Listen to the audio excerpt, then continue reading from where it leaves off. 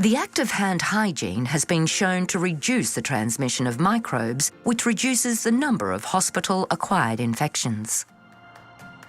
Hand sanitizers should only be used when hands are visibly clean. If your hands are visibly dirty or sticky, wash your hands with soap and water prior to sanitizing.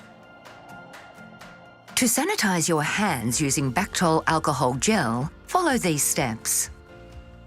First of all, remove all jewellery and cover abrasions. Dispense 1 to 2 pumps of Bactol alcohol gel onto your hands. Dip fingertips and fingernails in gel, ensuring they are fully covered.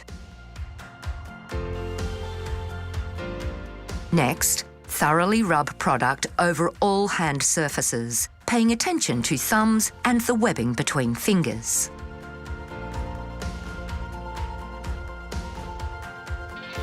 Continue to rub surface of hands until dry. Whiteley Corporation understands the importance of hand hygiene products in healthcare, aged care, and the wider community. For further information on our infection prevention products, please visit Whiteley Medical's website.